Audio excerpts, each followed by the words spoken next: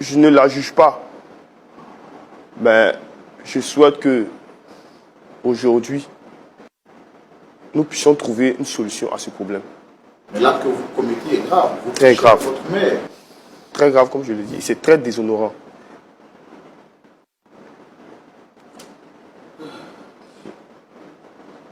Mais comme je le disais,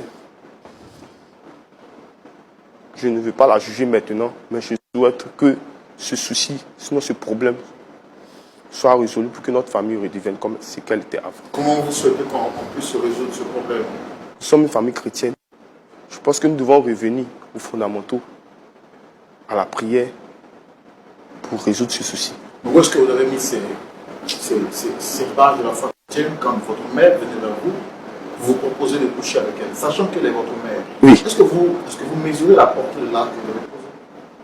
Je mesure la portée, mais comme je le disais, au départ, j'ai refusé catégoriquement. Mais après certain temps, je n'arrivais plus à me sortir ma mère de... Je ne comprenais pas, je n'arrivais plus à sortir ma mère de mon esprit. Voilà, je ne voyais plus notre fille à part elle, au fait. Et c'est sur ce plateau, comme je le dis, que je découvre qu'elle m'a ensorcelé, que j'étais sous l'emprise. Est-ce que vous croyez qu'un fils de Dieu peut être ensorcelé? Est-ce que vous êtes sincère dans votre foi chrétienne? Je ne sais plus, je suis. Je ne sais pas.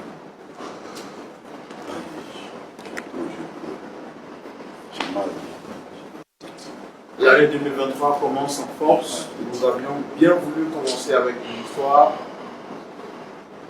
qui nous permettrait d'avoir vraiment un point d'accord facile à trouver. Mais avec cette situation, je me demande comment est-ce que le pasteur Jean-Yves Toumo va nous aider à sortir d'affaires. Seul Dieu aura le mot final pour nous aider. Et le point de notre pasteur consultance dans la rubrique à la loupe de la parole. Et c'est tout de suite. Pasteur Jean-Yves Toumo. La vie est cruelle, quelquefois des choses. Et nous sommes en train d'assister à une tragédie. Mais si je vois sur ce plateau, c'est toi qui encore manifeste la foi chrétienne. Je veux dire quoi, le diable, il est subtil. C'est pour ça que la Bible l'appelle malin. Le but du diable, c'est de détruire les vies. Il porte atteinte aux vies heureuses. Et Jésus dit qu'il vient pour tuer. Il vient pour voler. Et actuellement là, vous n'avez plus la joie, vous n'avez plus la paix. Vous n'avez plus la joie, vous n'avez plus la paix. Donc je veux dire ici que vous avez besoin de mettre bas la terre. C'est une mauvaise nouvelle. Cette nouvelle qu'on apprend là, c'est une mauvaise nouvelle. Mais je veux que tu sois au-dessus de cette mauvaise nouvelle. Merci parce que tu as cherché à comprendre le pourquoi. Et c'est ce que nous découvrons. Et je veux que tu restes chrétien parce que tu es un chrétien. Et quand un chrétien a un problème, il cherche à le résoudre. Merci d'être venu nous voir. Donc que Dieu te bénisse. Bonjour Viviane. Tu es devenue chrétienne Depuis ma naissance. Mes parents étaient chrétiens. Tu vas à l'église parce que tes parents sont chrétiens, sinon toi-même tu n'es pas vraiment chrétienne, c'est ça? Oui, pasteur. Hein? Pasteur. Oui, tu ne peux pas affirmer que tu as fait l'expérience de la nouvelle naissance. Mais c'est une tradition parce que tes parents sont dans l'église, donc toi-même tu es dedans aussi, c'est ça? Il sait même plus où j'en suis. Tu ne sais pas où tu es. Tu es assis sur notre plateau ici. Donc, il y a une camarade dans l'église qui a dit que pour avoir travail, il faut coucher avec ton fils. un mari. Tu as couché avec le Marocain aussi. Non, pasteur. Tu n'as pas proposé ça. Non, pasteur. Et si tu avais proposé ça, tu avais couché avec lui. Pour le bien de mon fils, j'allais le faire. Pour le bien de ton fils. Tu as oublié que tu es marié, hein, c'est ça? Oui, pasteur. Est-ce que vous avez déjà eu des moments de prière, toi et puis ton mari et ton fils, par rapport à son travail? Oui, pasteur. Ouais. Et donc, tu as trouvé que Dieu n'est pas puissant et que la prière n'est pas efficace. Donc, il faut trouver des moyens plus adéquats. C'est cela? Dis-moi, à part l'amour maternel maintenant, tu aimes ton fils comme ton mari? J'ai mon mari. Mais pour le bien de mon fils que j'ai fait ça.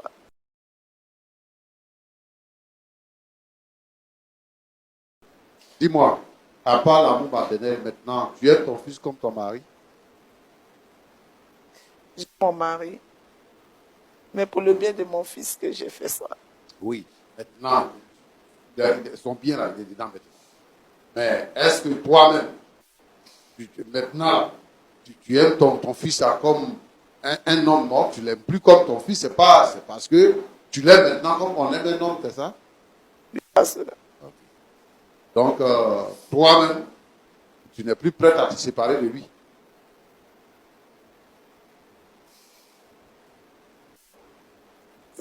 C'est le charlatan qui m'a dit de continuer. Non, tu n'as pas compris ma question. Tu n'es plus prêt à te séparer de lui pour laisser charlatan. Tu as déjà fait ça. Mais est-ce que tu aimes ça, ça te plaît d'être la copine de ton fils et tout ça? Non, pasteur.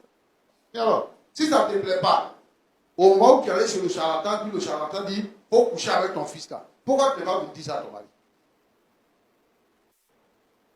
Pourquoi tu n'es pas venu dire à ton mari, quand tu allais, et puis la soeur de l'église t'a dit qu'il faut aller voir charlatan. Pourquoi tu n'as pas dit à ton mari? Et quand tu es parti, que le charlatan t'a dit, il faut coucher avec ton fils là. Pourquoi tu n'as pas dit à ton mari? Ça veut dire qu'il y a beaucoup d'autres choses que tu fais qu'on ne fait pas, que tu ne peux pas dire ici. Tu es une mauvaise maman. Tu es une mauvaise femme. Et c'est vous, comme ça, qui êtes dans l'église, et puis on dit chrétien. Mon frère Roland. Oui, pasteur. Je veux que les gens soient éclairés. Quand on dit, par exemple, que un pasteur est parti chez un féticheur, ou bien un chrétien, une chrétienne est partie chez un féticheur, ce n'est pas des chrétiens. Parce que ceux qui ne sont pas chrétiens, qui ne sont pas nés de nouveau, qui ne sont pas affranchis, considèrent les chrétiens comme étant dans une religion. Je vais dire ici que la vie chrétienne, ce n'est pas une religion, c'est une vie. Jésus transforme notre vie et notre cœur. Et donc, nous vivons la vie de Jésus. Mais aller à l'église, là, comme on va dans les autres religions, là, c'est pas ça. Donc, je veux que les gens arrêtent de faire cette confusion. Là. Parce que Viviane qui est assise là, elle n'a jamais été chrétienne. Elle est venue dans l'église, elle est née dans l'église, elle a grandi dans l'église. Oui, elle fréquente l'église, c'est une religion qu'elle fréquente, mais elle n'est pas chrétienne.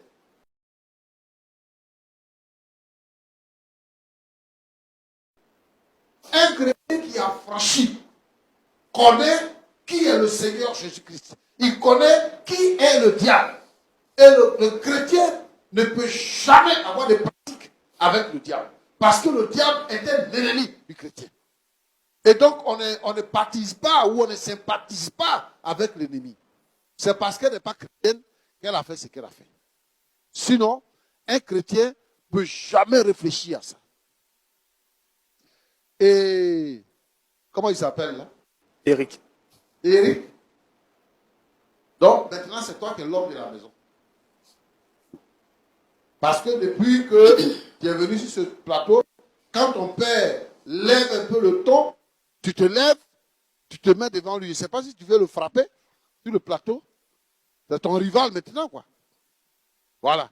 Donc, toi, tu es devenu le grand protecteur de ta mère qui est ta femme. Donc, lui qui est ton mari, là, il n'a plus le droit de parler sur sa femme. moi, je te pose la même question. Tu es à la maison avec ton père, avec ta mère. Parce qu'il y a eu plusieurs étapes. Hein. Ta mère est venue te proposer de coucher avec elle. En ce moment-là, elle n'a pas pris tes dessous pour aller encore chez le charlatan. Elle dit de coucher avec elle. Tu dis, tu ne veux pas. Tu dis, tu ne veux pas. Vous êtes chrétien. Toi, tu dis que tu es chrétien aussi. Vous êtes chrétien, vous êtes là dans la maison. Ah, papa, il y a quelque chose que je ne comprends pas. Il faut parler avec maman. Parce qu'elle a des gestes que je ne comprends pas. Tu n'as pas fait ça. Le temps est passé. Et puis après, tu nous dis maintenant que c'est sur ce plateau-là que tu apprends qu'elle a fait des choses. Toi-même, là, tu t'es prédisposé à ça. Toi-même, tu t'es prédisposé à ça. Et de la même manière que ta mère n'est pas convertie là, toi-même, tu n'es pas converti aussi. Ce que le diable donne là, si le diable te donne quelques grammes de bénédiction, il faut t'attendre à des tonnes de malédictions qui viennent. Ce que vous avez fait là, vous avez fait un creuset de malédictions et de morts.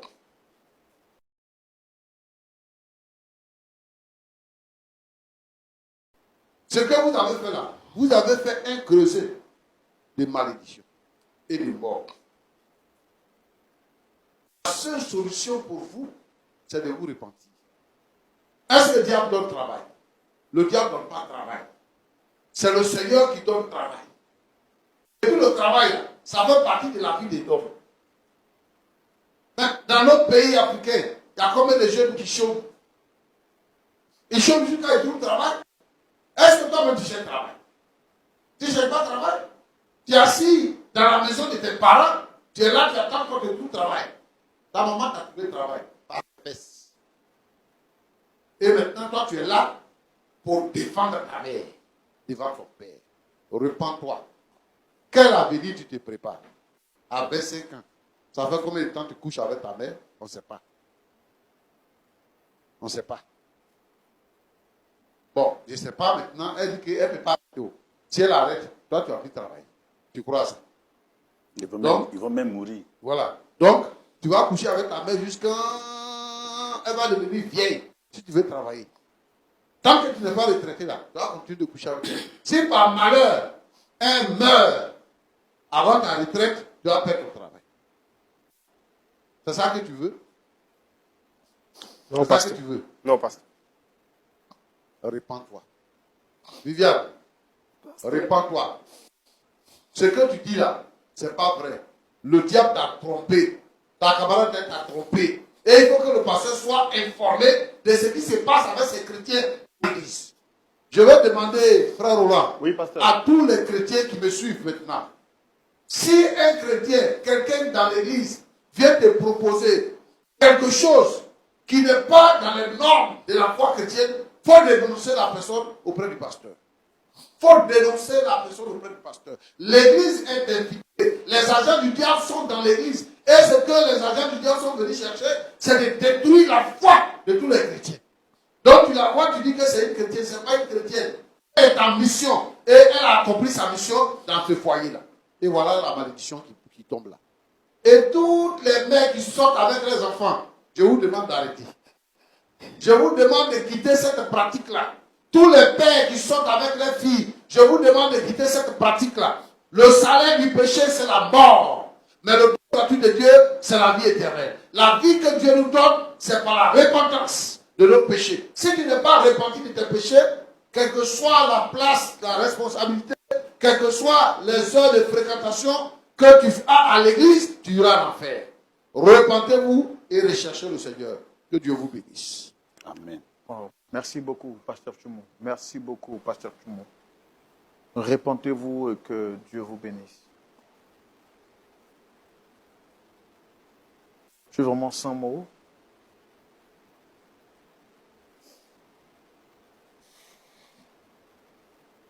Madame Viviane, est-ce que vous avez quelque chose à dire après les paroles du pasteur?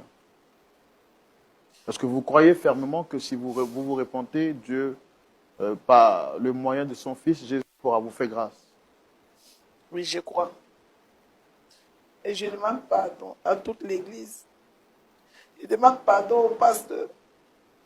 Demande pardon, mon mari. Ton fils aussi, il te demande pardon.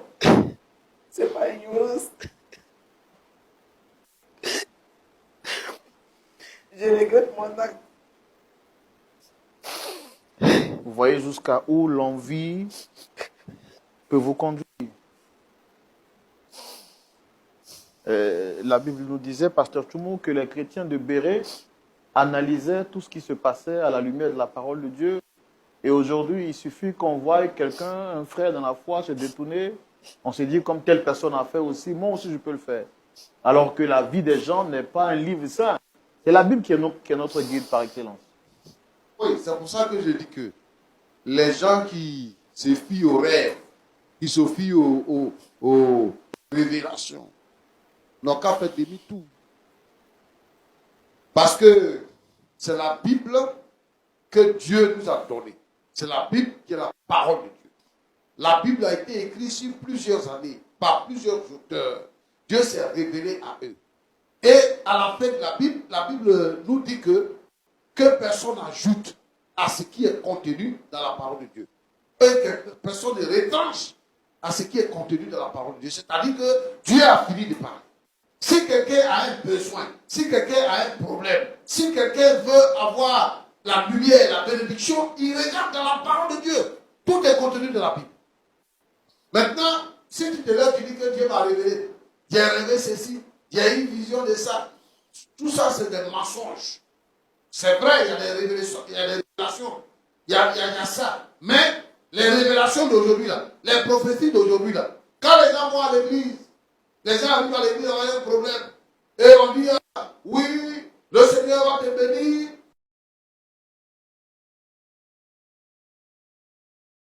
Il y a ça. Mais les révélations d'aujourd'hui, là, les prophéties d'aujourd'hui, là, quand les gens vont à l'église, les gens arrivent à l'église avec un problème, et on dit, ah, oui, le Seigneur va te bénir, viens faire une offrande, le Seigneur va te bénir, tu vas voyager, tu vas te marier, ah, tu vas travailler.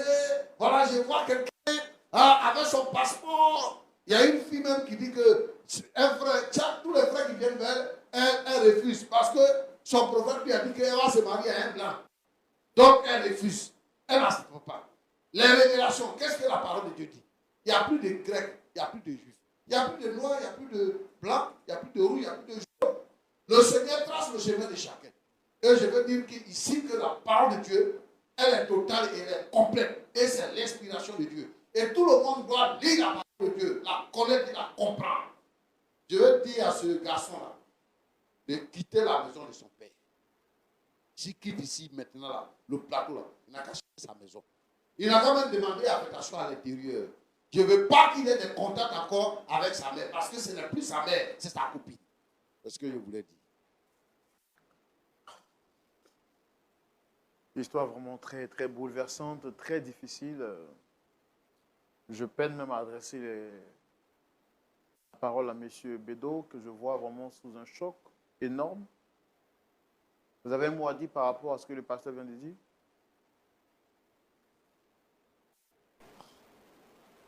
Écoutez, le pasteur a tout dit.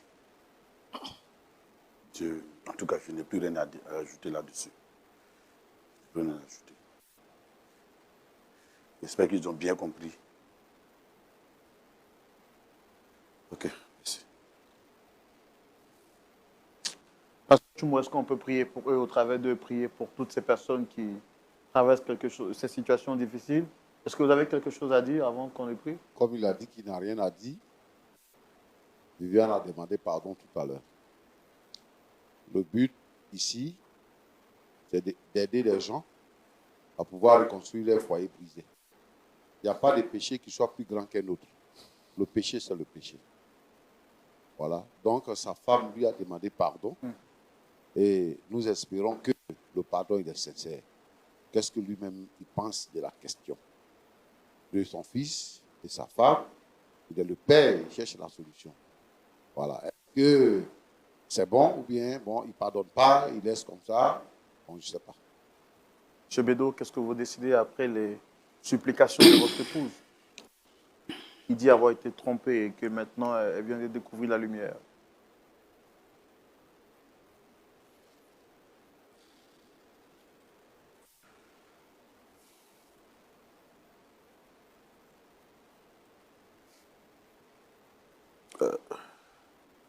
Vous savez, chez nous en Afrique, on dit quand un sage parle, surtout quand il a parlé, il n'a plus rien à ajouter. Moi, j'ai dit, le pasteur a déjà tout dit. Et si elle demande pardon, si son pardon est vraiment sincère, si son pardon est vraiment sincère, moi, qu'est-ce que j'attends? J'attends que ma famille soit reconstituée. Nous vivons comme nous avons vécu dans la prière avant. Notre seule boussole, c'est la prière. Elle le sait. C'est tout, que ma famille soit reconstituée. Que ma famille soit reconstituée. Car que j'ai dit merci encore au pasteur. Vraiment, grand merci. Grand merci. En tout cas, merci. À vous aussi, je vous dis grand merci aussi. Grand merci.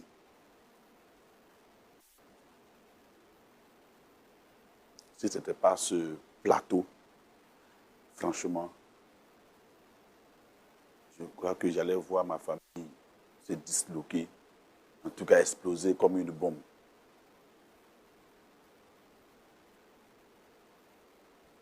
Comme j'ai basé ma foi, Jésus-Christ, et je savais qu'il y aurait une oreille attentive à mon problème pour la résoudre. En tout cas, je dis vraiment merci beaucoup, pasteur, et à vous aussi. Et je dis vraiment merci à l'émission qui nous a accueillis et vraiment qui a trouvé, en tout cas, la solution à nos problèmes.